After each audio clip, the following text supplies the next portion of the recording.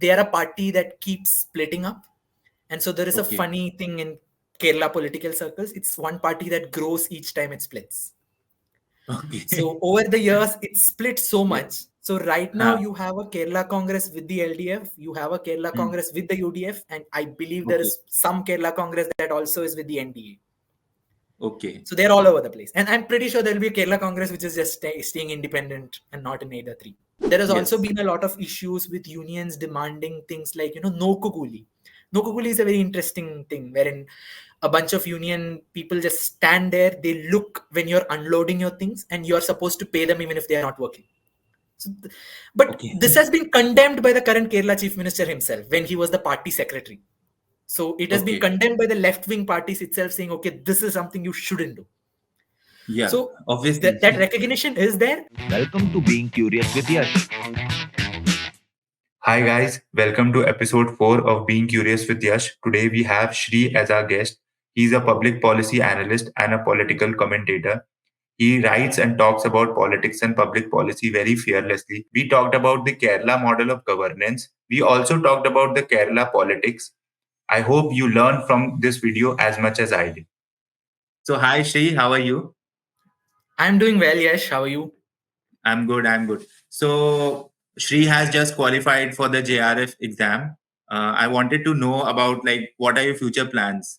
Like he was the among smartest people in the college. So just wanted to know. You're too kind.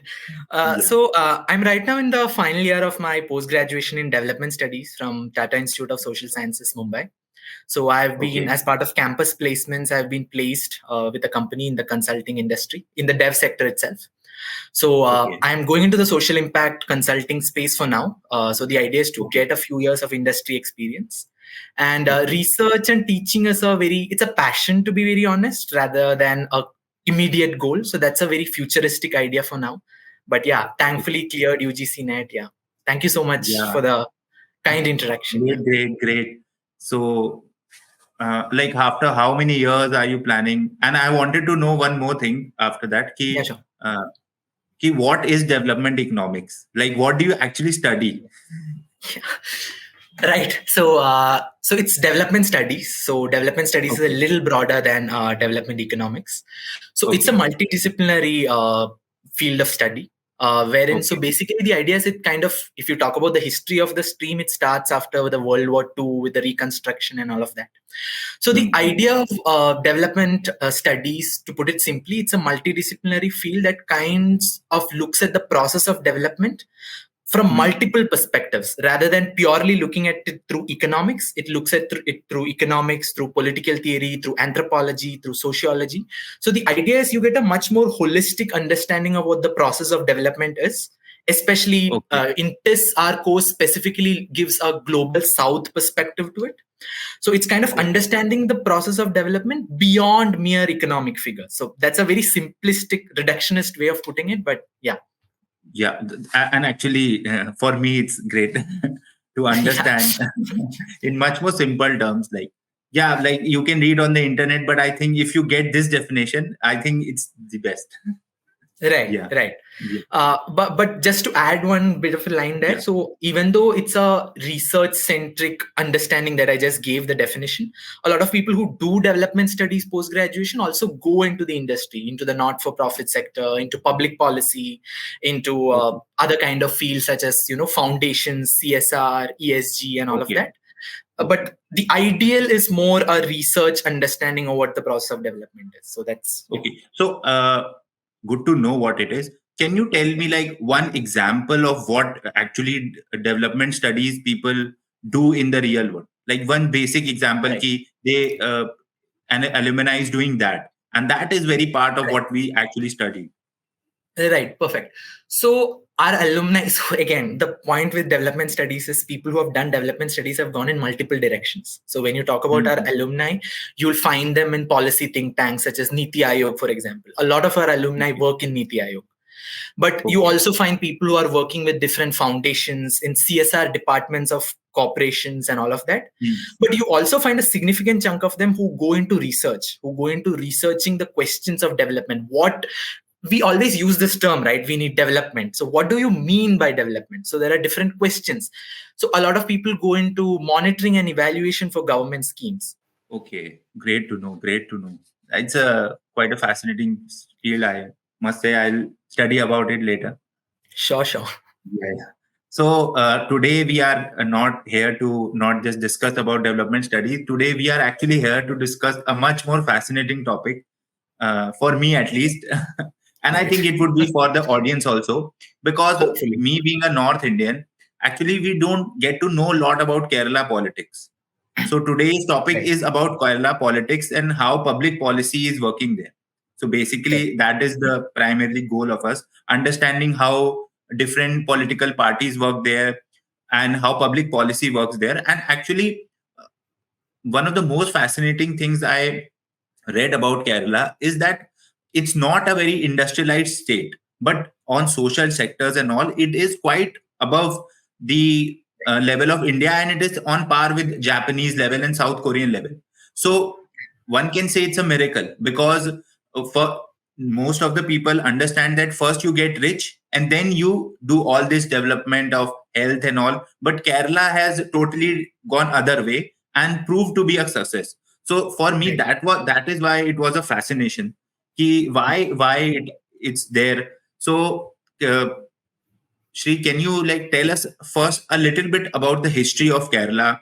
Right. I was reading that Kerala was not the state as it is. It was around Right. three provinces were there: Travancore Right. and Kochi and Malabar region. So can you tell us Right. about something about that? Right. So just to begin with a brief history to understand the geographical region of Kerala. So initially, you can broadly divide it into three kingdoms, even though there were a lot of small kingdoms that existed in between. Broadly, Yeah. the three kingdoms would be that of the Zamarin, which was the Malabar region or northern part of Kerala, which was based of Okay. Calicut or Kozhikode. There was Okay. Travancore, which was the southern part of Kerala, and there was the kingdom of Kochi in between. Okay. At a later point in history, Kochi and Travancore kind of becomes together. So Okay. the interesting part of history here is that Travancore was a princely state, while the part of Malabar, which was historically the Zamarin kingdom and a lot of smaller kingdoms that existed, actually was under the British control. And that was part of the Madras state during the entire British Raj. So when the Okay. state of Kerala was formed post-independence, it was the Malabar district in the Madras state combined with the Travancore princely state.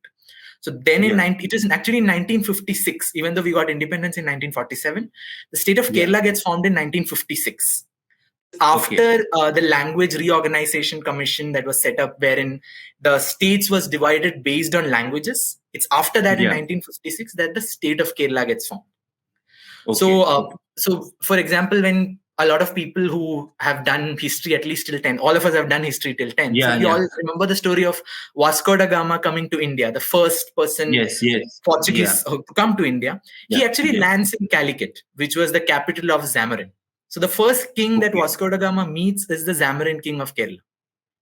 So then it's a very fascinating history from there on. But yeah, to briefly put it, it's these three regions that come together to form the modern state of Kerala. Yeah. Okay, so I had one little question. The area of Travancore, I don't know what to say it. So it was not under British rule. So technically, princely states were controlled by the British, but they also had a lot of autonomy of their own. So it was not part of it was not part of British India officially. So India had a lot of princely states. So when we read history, we hear about after getting independence under Sardar Vallabhbhai Patel, there is this whole idea of getting all these princely states to join India, right? So Travancore was one of those states. So it was not like Travancore was some independent kingdom out there. It was obviously controlled by the British. The British had immense control over them. But it was also not part of British India as such. It was not directly administered by the British at that point in time. Yeah. Okay, so I basically am just putting it simply. Travancore was part of princely state that was indirectly controlled by the British, and the second part was the Malabar area that was directly controlled by the British. Is it like that? Right. Yes. Okay. So next thing I want to know, I was reading about Travancore and its history and its very inclination towards education. So can you talk about like how and the king there was very much inclined towards getting people educated. So Right. can you tell me like what the story behind it?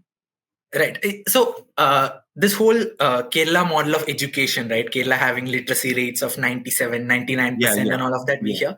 It has a very long history actually.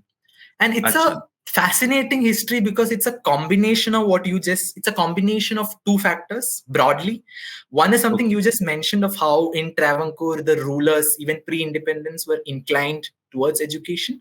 But more importantly, Kerala was the land of social movements, right? So Kerala, this whole Kerala Renaissance that happens in the beginning of the 20th century. So you have figures such as Sreesreshta Guru. Sreesreshta Guru is a spiritual figure. He's an Advaitin. He's a sage, an anti-caste reformer. But he also begins this whole revolution wherein the importance of education goes into the society itself, right? So there are a lot of people. There is Sahodaran Ayyappan. There is a lot of reformers who come out. Ayyangali. So there is this whole protest that happens for a year under Ayyangali, wherein this whole idea is of right to education of the lower castes, right? So they actually say that we won't work in the fields unless our children are educated. So this is something very fascinating. This is a whole society realizing the importance of education. And at the same time, you also have on the other side, if this is happening from bottom up, you also had on the other side a ruling class that kind of, in a way, you might argue that they were forced by the social movements, but in another sense, you can also argue that they listened to the social movements. So that depends on from where you're looking at history. So they were actually responding to this, right? So these movements were centric to Travancore, even though a lot of them happens in Malabar as well. And then kind of this gets picked up by the communist movement that happens in the state after that, the nationalist movement that happens, the freedom struggle movement that happens after that. And that gets carried on by the state government subsequently post 1957. So it's this long process that begins, and post 1957, obviously, higher investments in public education, better public schools, all of that plays a role. I guess we can come to that later on. But to specifically answer your question, what happens in Travancore is a combination. So you do have these statements by kings or proclamations by kings promoting education. There is this, but at the same time, subsequently, you also had a bottom-up community coming up and saying, "Okay, we need education." That's something we are interjecting you. I want to understand that how did this bottom-up movement grew? Like, because bottom-up movement could be grown because some people are just reformers, like how Gandhi was. Like I was reading about Gandhi, and he was a seeker of truth. He was just just wanted truth in his life, and he thought that other people should also have that truth in his life. So that was the case, or there was some outside influence, because Kerala has always had different cultures mixing together because of trade and Arabs coming, Christians coming, and frequently trading. So was a scenario, or was it something like a Gandhian movement kind of? Right. So it's just to on a side note, there is a very fascinating conversation that happens between Mahatma Gandhi and Sreesreshta Guru. That's something we can maybe pick up later if we have time. But to specifically answer your question here, it's again a combination of different things that is happening. One is definitely you have these reformers such as Sreesreshta Guru, you have Vagbadananda, you have Ayyangali, you have different reformers. Also, there was a time of reform, right? Even when we study Indian history, starting with Rajaram Mohan Roy, Dayanand Saraswati, Gandhi, Ambedkar, you have this whole reform movement that's happening. So even in Kerala, it starts kind of with Sreesreshta Guru, and you have these reformers who are mobilizing society. Right. So it's also primarily an anti-caste movement in many sense, because what happens is you have this person called Mannathu Padmanabhan who was born in an upper Nair caste in Kerala, and he takes out a jada called the Savarna Jada, wherein it's the upper caste arguing for the right of the lower castes, right? So it's a society in motion. It's a society moving towards something. But also what you just mentioned, it's true that Kerala did have a lot of Christian missionaries, for example, who set up a lot of educational institutions. Definitely that does play a role. So it's very difficult to say that it's particularly one thing that's happening. And of course, the Gandhian nationalist movement is subsequently happening. So many times what happens is, for example, Vaikam Satyagraha, which was a movement for the rights of the lower caste to walk through a road near a temple. which happens in the 1920s. It's actually part of the Gandhian nationalist movement. It's the Congress leaders of the then Congress in Kerala who are leading it. But as part of that, you also have these people from the followers of Narayana Guru. You have the followers of Iyengali. They are also joining this movement. So it's kind of a joint effort that's happening. Yeah. Okay, I got it. Matlab, there was some simmer in the society towards these things, and the Gandhian movement actually was a rage that carried everyone with it. So both things combined to both the things combined to make a bigger movement towards education and health. Right. Not just education, a lot of things. Basically, people became more conscious about their own right, about self-worth, dignity, and all of that. So then what happens is it's a society that will then argue for things such as education. So that's a natural outcome that happens when you have empowered citizenry moving towards something. Yeah. So you have studied in Mumbai and you have studied in Kerala also.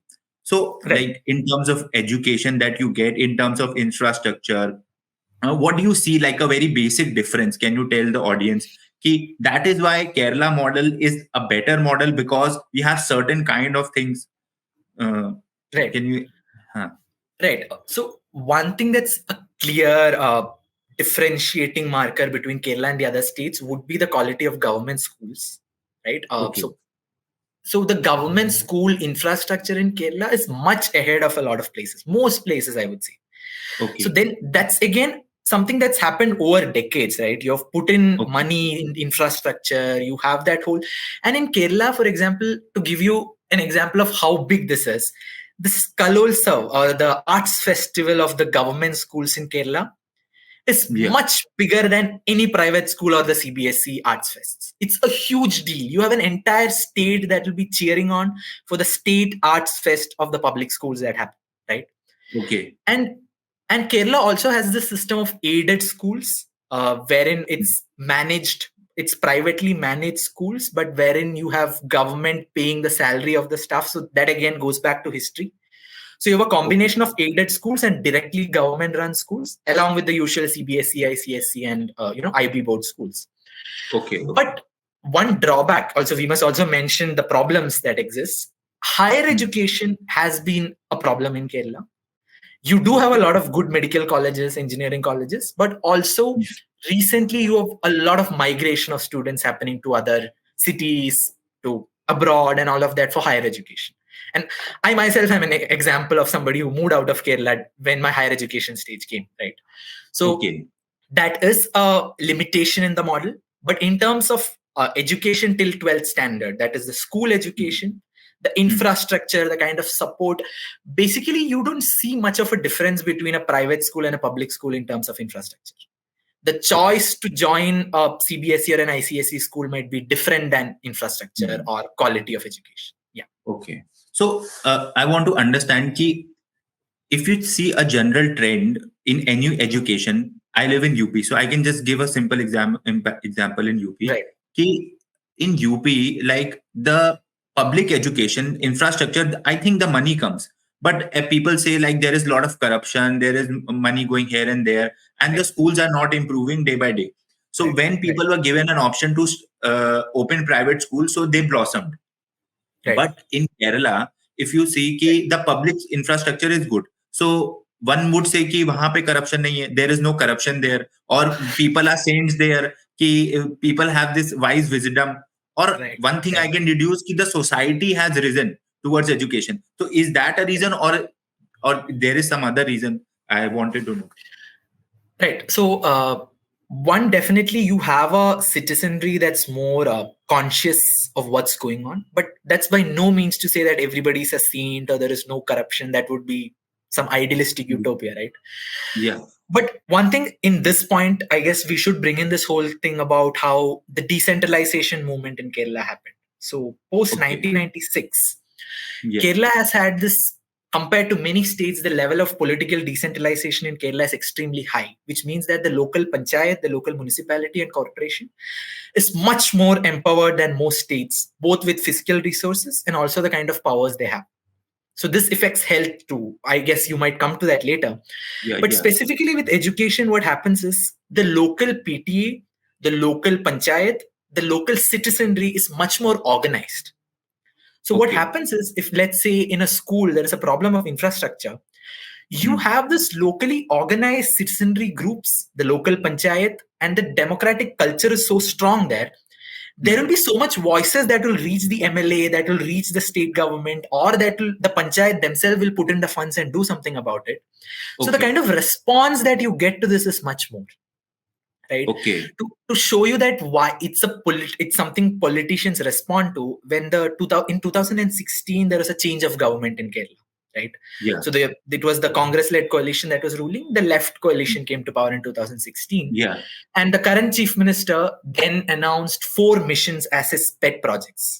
Right? So there was the Life mission, there was the Ardra mission, which was focused on healthcare, there was the Harida Kerala mission that was focused on sustainability, waste management, and the 4th was something called as the protection of public education, or something that's focused on public education and schools. So it's a state government's 4 pet policies, and one of them is based on education. So you can see that there is takers for that among the electorate, and so that's, it has a long history behind it in that sense. So I want to understand, you said that there is high level of decentralization. So can you give me like how did this decentralization come? Because generally people don't want to give up power, so this kind of decentralization is difficult to happen. And second question would be that if this kind of decentralization is happening, is there a system? I think any kind of decentralization to work, the most important thing is money. First, the municipal governments need to have some money. That is, then you can respond to the incentives of what the local areas are, and I want to get votes. So are they able to levy taxes locally? Is that allowed, or some other model of revenue collection is coming? That is why this kind of decentralization is happening. Because I can give power, but if I don't give money, then what's the point of power? I can just roam around, keep roaming around. So I want to understand these two facets. Right. So just to briefly give a history into this. So decentralization was something that's a pillar of something that was at the center of the Indian nationalist movement, right? Because you just mentioned about Gandhi just moments before. For Gandhi, it was all about decentralized panchayats, it was village swaraj and all of that, right? But after independence, until the 73rd and the 74th Amendment, the panchayats and the municipalities were not constitutionally recognized. But even then, so post-independence, till the time the 73rd and the 74th Amendment happens, there is a lot of things that's happening in Kerala. There are governments which are trying to bring in decentralization, not very successful. But there was this attempt, and there was this academic engagement happening, which was at that time started by the first Chief Minister of Kerala, EMS Namboodiripad, who has this academic engagement and who has a clear perspective on what decentralization should be, right? So then the 73rd and the 74th Amendment happens. And in 1996, that's the moment that's very important to understand Kerala's decentralization. Something called as the People's Planning Movement begins. It's called Janagi Asutranam in Malayalam. So basically what the government does there is, a significant part of the planned funds of the state government that's allotted to the state government is completely decentralized into the local units. And how that planned fund has to be used, the projects are made at the local level. So many times in many states, what happens is, as you rightly mentioned, you don't give the funds to the local governments. The state government just makes a scheme or a program, and then they just use the local government to implement it. Or they are just given some civic duties, right? Waste collection or something like that. Here what happens is, the health center, for example, the primary health center, the management of the primary health center was given to the panchayat, for example. So then what happens is, the panchayat is directly in charge of managing the local health center. So if the local health center has a problem, I don't have to call an MLA. I can just call up my local ward member, and that person can help me. Right? So this was a huge moment that happens for like 5-6 years, that whole people's planning that happens. So this produced a lot of institutions in Kerala. So there are, to give you a brief example, one institution would be KILA, which is the Kerala Institute of Local Administration. So KILA is an institute that gives training and capacity building to the locally elected officials in these different panchayats and municipalities, right? So that's just some examples. I can speak for 2 hours on Kerala's decentralization, right? So, so what happens with decentralization is there was the political will. Now we have to give it to the then government to have the political will to do it, but you also have to give it to the subsequent governments that kept ensured that it went forward. And Kerala as a state, in every 5 years, you had a changing government until 2021. Right? Yeah. So it was different governments after 96 that kind of had a political consensus that decentralization is important. Of course, if you go to the nitty-gritties, there might be political arguments saying, okay, these people did it better. There was problem when these people were in power. I don't want to get into that. But broadly speaking, there was a consensus that decentralization is important. Okay. Right? And I want to... Yeah, please. Yeah, and then you can continue, then I will ask them. Yeah, so also one other impact that happened because of this whole people's planning movement was you had a lot of civil society organizations that were formed. You had a general democratic culture that came into the people. Now, between 96 and 2001, when it was the peak of this movement, you had like people coming into Gram Sabhas, ward committees, you had active participation. Now one might argue that that participation has kind of gone down, right? But even though it has gone down, you have a lot of residents associations. You had these groups, pressure groups that talk to the ward members. You have these multiple civil society organizations that constantly ensures accountability from the local administration.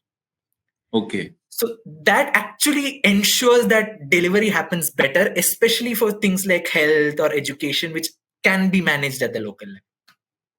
Okay. So this consensus thing that you were saying, ultimately there was a broad consensus. So why do you think nobody knows why there is a broad consensus? I would say no. I think there is no paper published on that. But in your analysis, why do you think that was a broad consensus? Because I would say we had a broad consensus on our nuclear policy from 1990 to 2000, and there were 5 different prime ministers, but nobody asked any questions about where the money was going. So that was, I think, because we knew that we had a neighbor who was developing a nuclear weapon. So a fear of that, nobody tried to interject that. So fear is something that, unites a lot of people. So why do you think, so I'm giving you one example. So why do you think there was this broad consensus? As you rightly said, I would have to speculate here because you can never pinpoint and say this is the reason. But I can broadly think of 2 reasons here. So one thing that happens is once you've done decentralization, right, and it has public acceptance, then it's not very easy to centralize again. Okay. So in a lot of states, I do hear this news about how, the panchayat election has been delayed. The corporation election is delayed. You would also be seeing this news, right? Yes, so there will be 5-year terms are completed, but the election is not held for a year and all of this happening. In Kerala, I can tell you this would be impossible to do. So once the 5-year term completes, that election is as big as a state election or a Lok Sabha election within the state. Right? So the local parties, the local public, the local civil society organizations are extremely active in local politics. So once you've reached that point, it's very difficult to kind of roll it back. Again, as I said, there might be political arguments that a few elements were rolled back. There have been attempts to do that, right? There have been attempts to do that. But broadly speaking, you cannot completely roll back what's done. That's one. Secondly, what I just mentioned in terms of, giving these powers to the local government, that was legislated. So there was the Kerala Panchayati Raj Act 1994. So a lot of things were legislated into law. And there might be a second reason as well, which is that's something, again, to the credit of the government, which initially did it in 96. So when you take panchayats and municipalities, everybody's in power. It's not just the party which is ruling the state. Yeah, right? A lot of people actually get power. Exactly. It's all parties that are in power. Now, to give you an example, a lot of people feel that, Kerala is a state where the BJP is extremely weak. Even the BJP controls certain municipality. There is one municipality, there are a few panchayats which are controlled by the BJP. Okay. So now the left has been in power for 7 years in Kerala. But there are multiple panchayats that are controlled by the Congress-led coalition.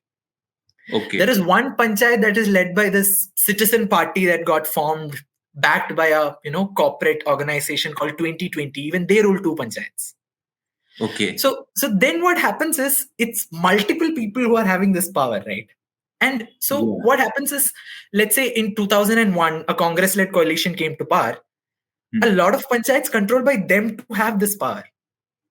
So it would be very difficult for them. It might have been difficult for them to convince even their people to say we are rolling this back. And I feel broadly, to the credit of the leadership on both sides at that time, there was a consensus. So it was E.K. Nayanar, who was the chief minister in 96, and in the Congress side you had leader K. Karunakaran and A.K. Antony. So broadly, I think there was an agreement. So, but yeah, this is speculation. There might have been something else. I don't know. Yeah, but it's very fascinating, because now you get why this decentralization is working, because a lot of people just are in power from every party. So it's in their interest to keep this thing, because I want to retain power. How small and big it is, if I have the power, why would I give it? So yes, it's great. It's actually a very smart move. I would say it's a very smart move from the chief minister and from the cabinet to actually distribute power, so that at some point in some place we will be in power, and we can use that resources to get more power. So this tussle, if this tussle keeps on happening, then it's good for the society, good for the person who is in power, good for everyone. It's like a win-win deal. Right. And just to add one point here, Yash, one other factor for Kerala's decentralization being a success might have also been that Kerala's literacy rate, for example, Kerala's political consciousness, for example, many other factors, social indicators, as you mentioned, was pretty good by the time this happens. So then what happens is, once your basic needs are taken care of, as human beings, the next thing that a modern human being would do is, okay, now let me kind of be part of the political community. Let me be part of, okay, what happens in my community? If I have a say in saying, okay, there should be a road there, or there should be an infrastructure project there. You think about that once your basic needs are taken care of. So the Kerala model, decentralization, should be seen as a continuation of that. It cannot be seen in isolation, just to make that clear. Okay. It's a very fascinating thing, actually. So I want to we were talking, and I want to know about what all small regional parties are there in the entire state, and what all different values that they represent. So everyone knows that there is LDF and there is UDF, and they have certain agenda, and it's very easy. But you told ki there are a lot of smaller parties, and they have very push and pull forces that are constantly happening. So can you just talk about that? Yeah, sure. So broadly, there is the UDF, which is led by the Congress, and the LDF, which is led by the CPIM, right? But Kerala started coalition politics much before India did, in a sense.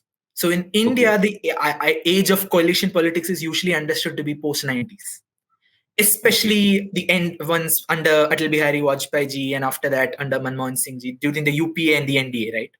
Until 2014, where one party kind of had the majority. But in Kerala, it starts much before. It starts in the 1980s, end of 1970s, beginning of 1980s, where these two blocks are formed. So, and that is why it's very difficult for a third party to kind of come up in Kerala, because you had these two blocks which have 43-42% votes. So it's very difficult for anybody else to kind of come up. The smaller parties on the UDF side, they're not really that small. I should tell that. They are actually extremely strong. They're extremely important in Kerala's politics. The first party that comes to my mind is Kerala Congress. So Kerala Congress is a party that's broadly mostly strong in central part of Kerala, especially in the farmers belt, and they also have a lot of Christian support, Christian church support, and all of that. But Kerala Congress has a very curious history. They are a party that keeps splitting up, and so there is a funny thing in Kerala political circles. It's one party that grows each time it splits. So over the years, it split so much. So right now you have a Kerala Congress with the LDF, you have a Kerala Congress with the UDF, and I believe there is some Kerala Congress that also is with the NDA. So they're all over the place. And I'm pretty sure there'll be a Kerala Congress which is just staying independent and not in either three. Right? But the largest party among the three is Kerala Congress M, or Kerala Congress Mani, which was initially led by KM Mani. He's no more. It's now led by his son. So they were one of the founding members of the UDF. And they were a pillar of strength for the Congress-led UDF for a long time. K.M. Mani, I believe, has the record of presenting the most number of state budgets in Kerala. He has been the finance minister for the longest period of time. But in 2020-21, something fascinating happens. Kerala Congress M moves to the LDF. So right now they are with the LDF. It's now led by Jose K. Mani, and they are with the LDF. So that is one strong player in Kerala politics. There is another group of Kerala Congress which is led by Joseph, called the Joseph Group. They are still with the UDF. They haven't come to the LDF. Right? So that's two groups of the same party. It's so true for that party. Every time it splits, it gets bigger. Right. It gets bigger. Yeah. And other than that, the other party is the Indian Union Muslim League, which is a strong coalition partner of the Congress in the UDF. They're extremely strong in certain parts of Malabar. And also throughout the state, they do have votes, but most of their MLAs and MPs come from the Malabar region. Then you have a lot of parties which once upon a time used to have their presence in other states as well, but now has been restricted in many sense to Kerala. So one such party would be RSP, which is the Revolutionary Socialist Party. Once upon a time, they also had some kind of presence in Bengal. Right now, they are part of the UDF. Interestingly, it's a communist party in terms of ideology, but they are with the UDF. They're with the Congress. They're not with the CPM. They're allied with the CPM in West Bengal, but in Kerala, they're allied with the Congress. They even have a member of parliament from Kollam. Mr. Premachandran is a MP of the RSP with the backing of the UDF. So that's another party. And other than that, you have a lot of other smaller parties, which there is another Kerala Congress, which is with the LDF, which is Kerala Congress B, which was this one leader called Balakrishna Pilla, who left long back. He's again no more. It's led by his son now, who's a minister in the Pinarayi Vijayan cabinet right now. You have a Janadhipathya Kerala Congress, which is translated as Democratic Kerala Congress. You have a Congress S, which has long history, but it's currently just one leader. He's a minister in the... Again, Congress S is with the LDF, by the way. So you have the RSP with the UDF, and you have Congress S that's still with the LDF. And NCP is a player in Kerala, by the way. That's something a lot of people do not know. A lot of people don't know this. NCP. And interestingly, NCP is not aligned with the Congress. It's with the CPIM in Kerala. They have a minister in the Pinarayi Vijayan cabinet, A.K. Shashindran. He's from my city. He's from Kozhikode. He's an MLA from Kozhikode. And he's a minister there in the Pinarayi Vijayan cabinet. And for a long time, they have been a strong ally of the LDF. It's not like they've been moving around. They have been with the LDF. So it's fascinating right now that a part of the NCP is now with the BJP in Maharashtra. A part of the NCP is with the Congress nationally, and a part of NCP is also everywhere. With the left.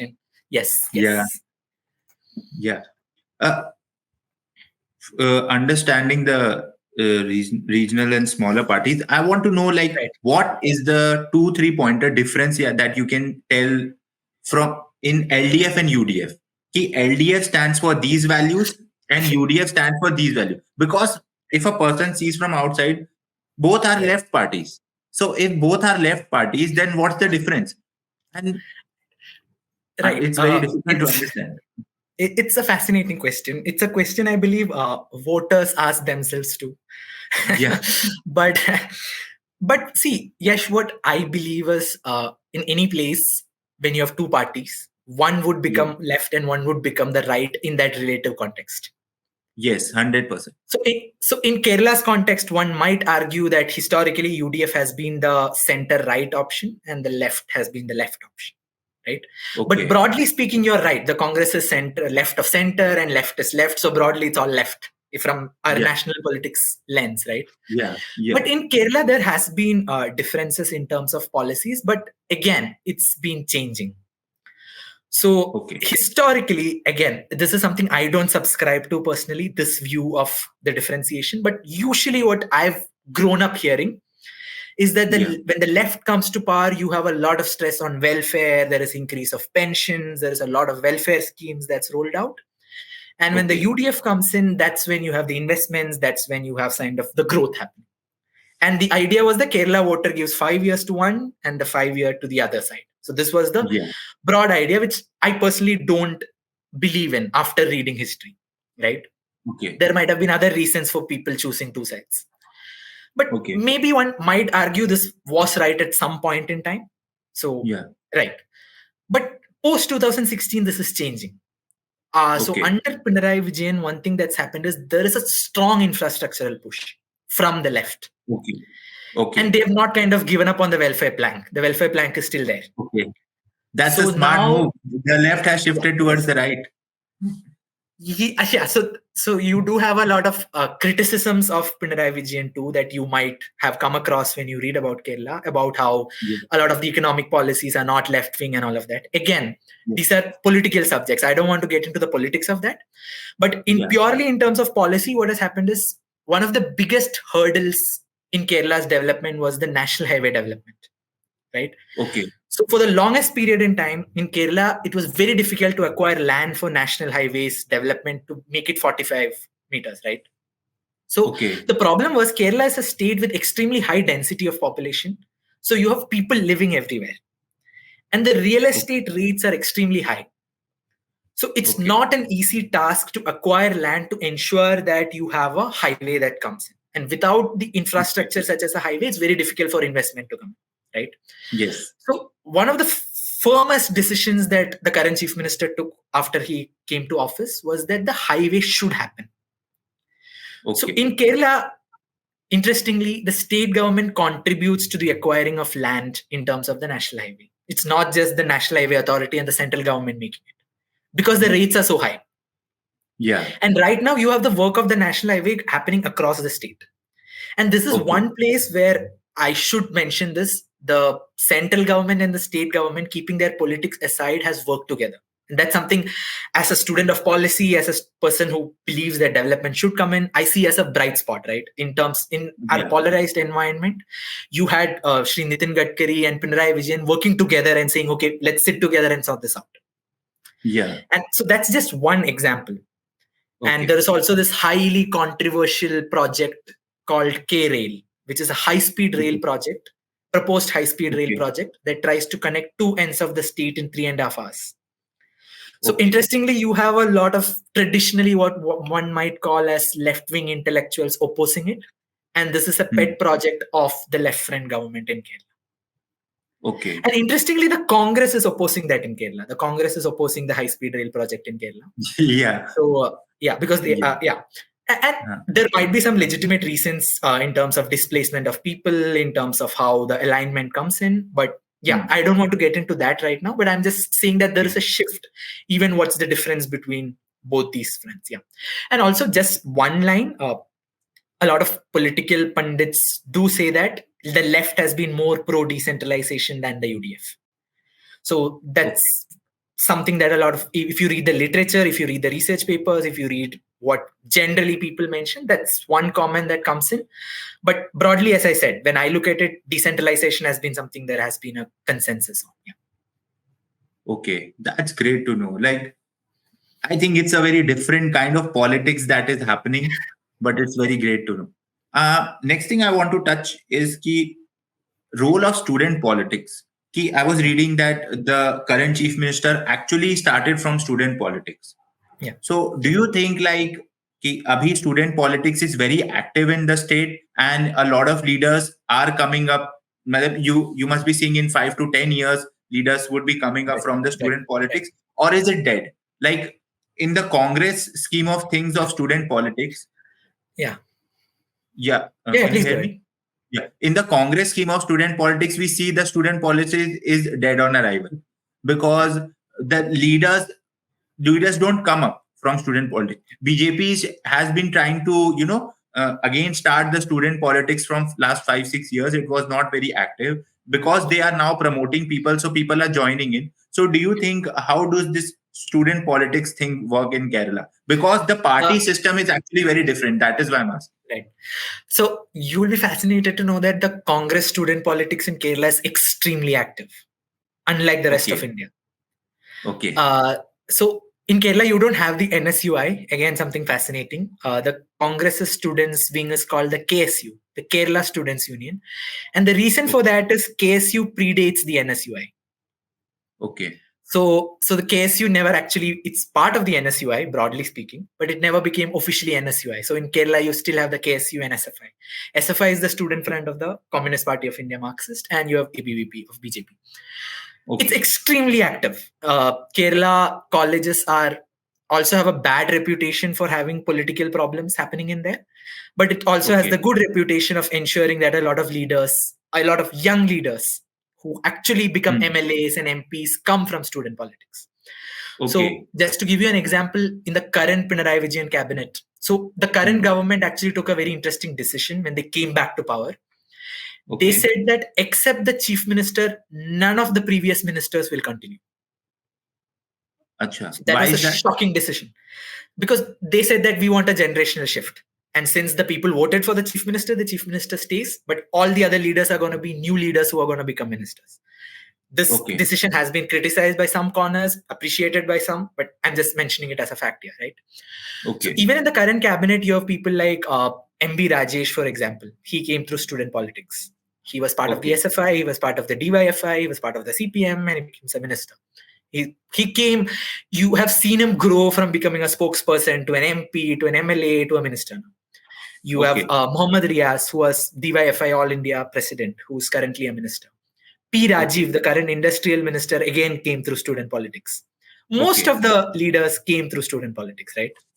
Okay. On the other side, even on the Congress side, most of their leadership, except maybe Shashi Tharoor, who came in much later in his life into politics, right? Yeah. Mostly all the other Kerala leaders are people who were in the KSU, who were part of Youth Congress, and then came into the Congress. And even right now, you would be seeing a lot of people. So I myself have seen people who were SFI presidents like 6-7 years ago, and they would come as student leaders and give these speeches on TV. Right now, they are MLAs in different places. Okay. You would also be interested to know the mayor of the city corporation of Thiruvananthapuram, the capital of Kerala, Arya Rajendran. She is of my age. Okay. She became she was the youngest mayor when she took oath as the mayor a few years back. And so that's been happening on both sides. There have been, the student politics is extremely active, and you have leaders coming from there. Yeah. Okay. So that is wonderful to know. Like in some part of our country, the student politics is actively running and it's vibrant. It also has its fair share of problems.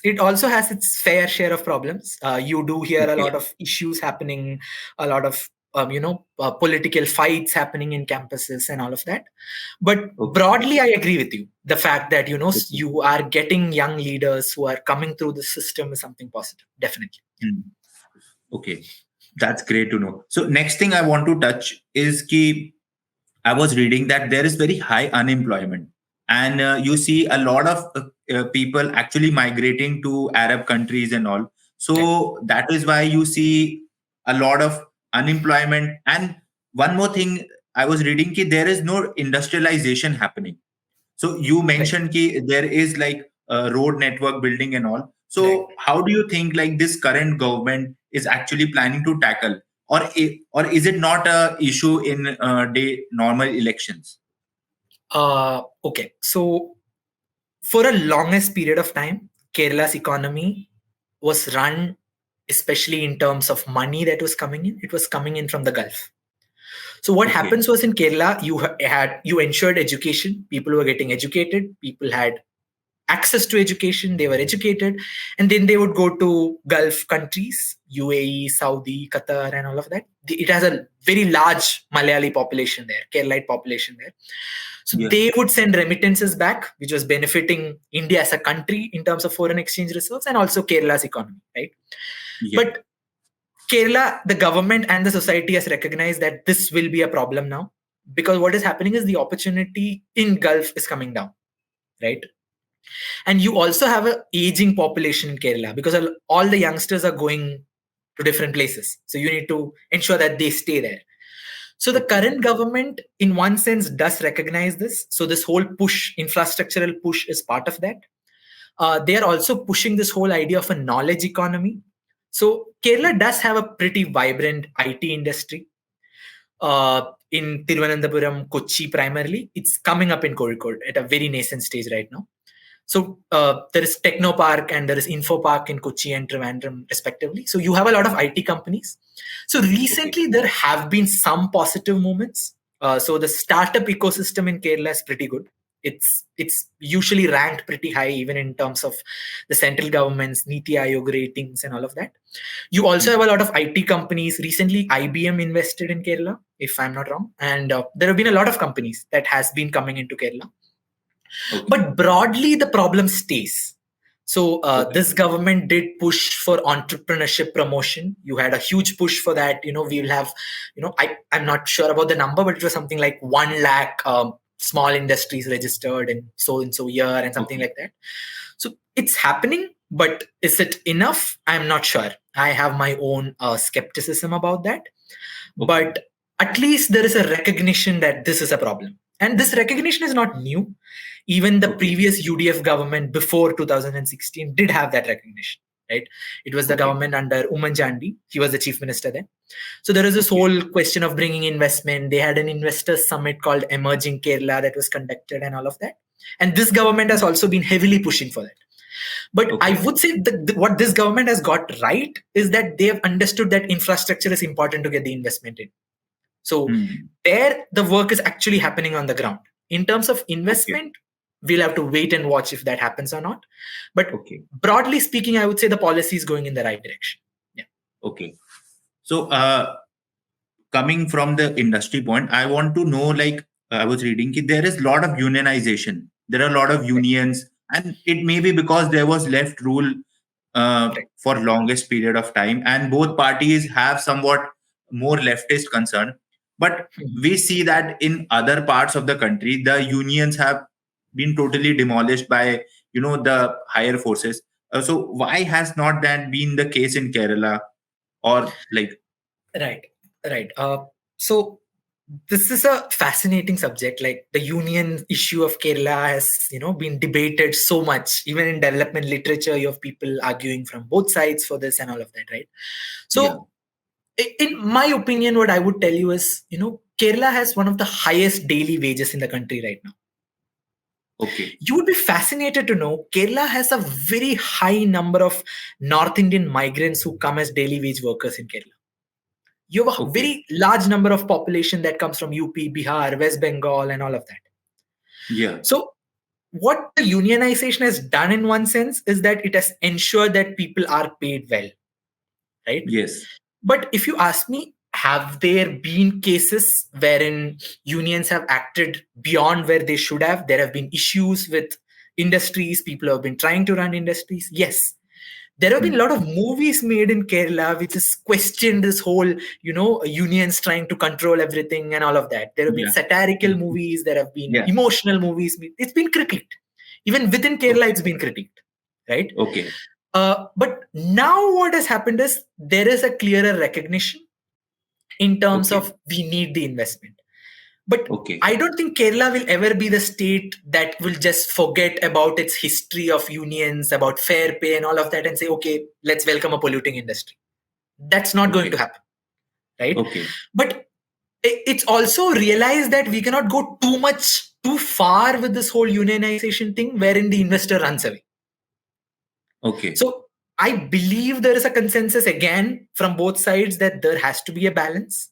And I personally too feel that there has to be a balance there. But definitely. Again, only time will say what happens. So I'm pretty sure the reason you're saying this is if you Google about industrial disputes that has happened in Kerala, you see multiple instances where, things have had to close down because of strikes and all of that. It has happened.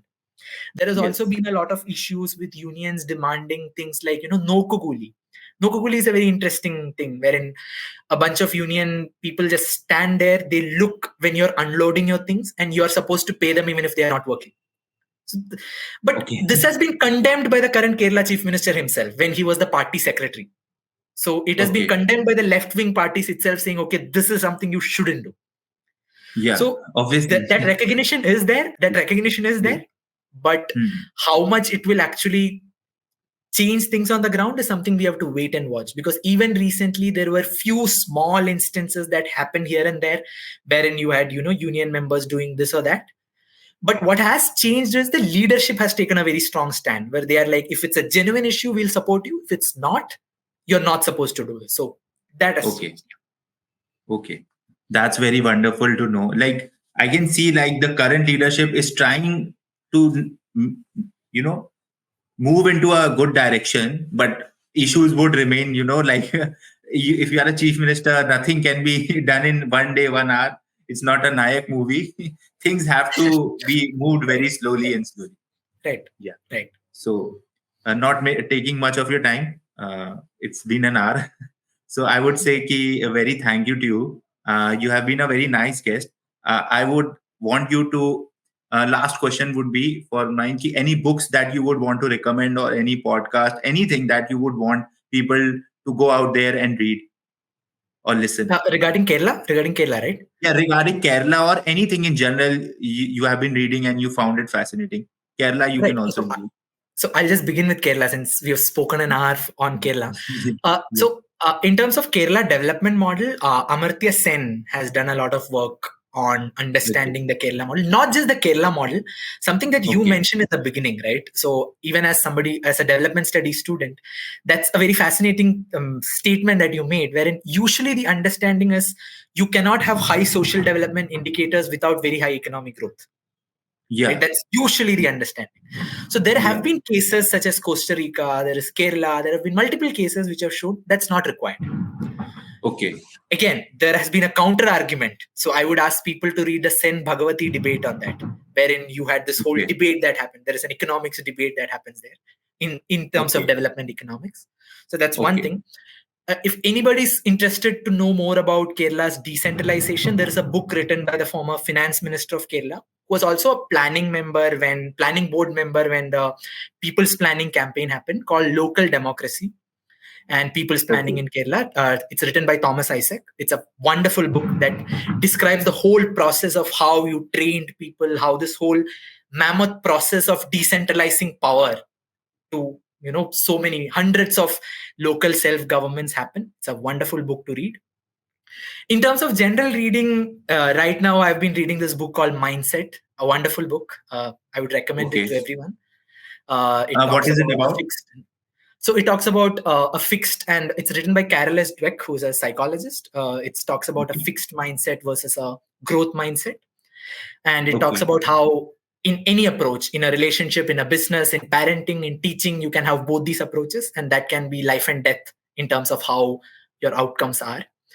And second book in terms of policy, I would definitely recommend is The Third Pillar, which is written by Raghuram Rajan, the former Reserve Bank governor. A wonderful book. You may skip the book has 3 parts. You may skip the first part. It's not for a general reader. It's extremely just history of society. But basically, the book argues that society has 3 pillars, which is the state, which is the government, the market, the free market in terms of the economy, and the community. And it argues that in many cases, we have left behind the community, focusing too much on the state and the economy or the market. So it's a very fascinating read. And so that would be my general reading suggestions. Okay. Great. And any films that you would want to recommend? Films? Recently I would recommend the movie Nair, which is a Malayalam movie, but on Hotstar it's available in all Indian languages. It's a courtroom drama. Recently it's the most fascinating movie that I have watched. It was a very stellar performance by the veteran Mohanlal. I'm a Mohanlal fan, so I'm biased in my opinion. Same. Even I'm a Mohanlal fan. Wonderful. So you should definitely check out Nair. Yeah, but definitely. Even otherwise, it's a wonderful movie. Yeah, definitely. So very thank you, Shri, for giving so much gyan and so much knowledge. I have I don't know how to say. I will be researching for 5-6 hours what all things that you have told me, and reading all the books and all. And I think the audience would learn also a lot of things you have taught. And I think the audience should also go and read more about Kerala, because I think these models can be implemented in different states and the results would be wonderful. Right. Just one final comment that I would have here Yes. is that, especially when talking about these models, right? People get extremely defensive and political. What I would tell them is don't do that. See, every model has its positives and negatives. Yes. Even in my whole talk, I've mentioned multiple negatives of the model that I was talking about. Yeah. So it's about what you can learn from that and reject what's not working. And it's wonderful. Yes. In India, if we have multiple models, right? Somebody might talk about a Gujarat model, somebody talks about a Kerala model, somebody might talk about a Delhi model. Wonderful. Let's have that discussion. Let's see what's working. Let's see what's not working. That's the whole idea, right? The idea is it's not about adversity. The idea is to see how can we collaborate and see what's working and what's not working and how can we take this country forward. And it's wonderful that we are speaking on Republic Day today, right? What better day to discuss about something about policies and all of this, right? So and thank you for having me, and it's been wonderful, really wonderful talking to you about all this. So politics and spiritual philosophy is like the two things that I follow the most. So I'm always up for talking about both of this. So thank you for the platform. Definitely. After some time, I'm going to call you and on some topic, if there is a very curious mind I have, the audience knows. So I would definitely want you to get back on the podcast and explain it to us in a much more simpler way that you explain all the things that you did about Kerala. Sure. If someday you want to talk about spiritual philosophy, Advaita, Vedanta, and all of that, I would be up for that too. That can be a discussion for some future date. Definitely. Now I've got one more episode. Definitely. 100%. Yeah. Wonderful. Bye. Thank you Take so care. much, Yash. Bye. Thank you Take so much, care. Yash. Thank you. Yeah. Bye.